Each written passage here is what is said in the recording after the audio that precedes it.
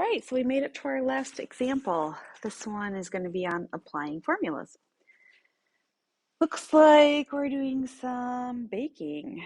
We've got Teo. According to Teo's bread recipe, he should bake, that should say the, bread at 190 degrees Celsius for 30 minutes. His oven measures temperature in degrees Fahrenheit. So we have an issue. The recipe calls for 190 degrees Celsius, but he has something operating in Fahrenheit. To what temperature in Fahrenheit degrees should he set his oven?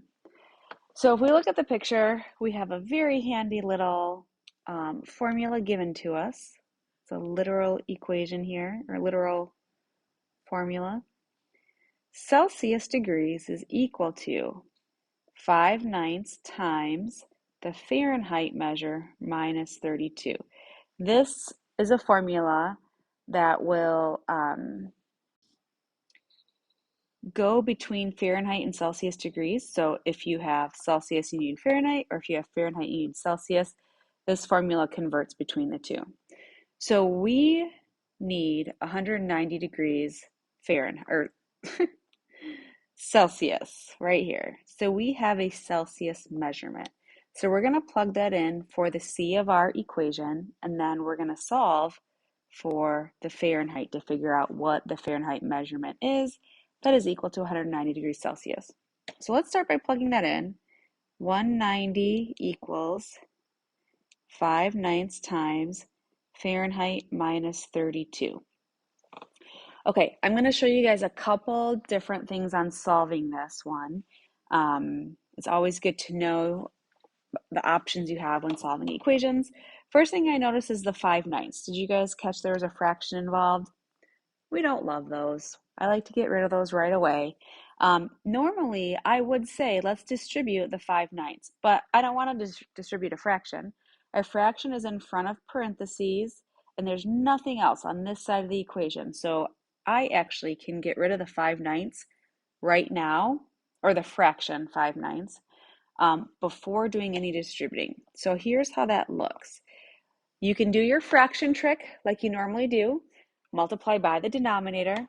When we multiply this side of the equation by the denominator of 9, it's only going to multiply to the fraction. Nothing touches this f minus 32. So what that looks like is you'll do 9 times 5, which is 45. Divide that by 9. 45 divided by 9 is 5. And we write down the 5. Carry down the f minus 32. That does not change. We want to remember when we do our fraction trick, you have to multiply the other side of the equation. Everything gets multiplied by that denominator. So that's going to give us 9 times 190 is 1710. Okay, now normally we would probably distribute this 5. We have no fractions. There's nothing wrong with distributing the 5, but I didn't know if you guys knew you could do this, so I thought I would show you one more thing in solving. This 5 is being multiplied by the quantity, or the difference, I guess, f minus 32. Because of the multiplication right there, and because there is nothing else outside of the parentheses on that side of the equation, you actually can undo the multiplication right now. Opposite of multiplying by 5 is dividing by 5. Cancel your 5s. 1710 divided by 5 is 342. Carry down that f minus 32, and now we have a really easy equation to solve. So f minus 32, to get that f alone, we're going to add 32 degrees to both sides. And the Fahrenheit temperature that is equivalent to 190 degrees in Celsius is 374 degrees. That degree is my label right there, so that counts as my label. So Teo should set his oven to 374 degrees, and he will be able to follow the recipe that he had, which gave us Celsius measurement.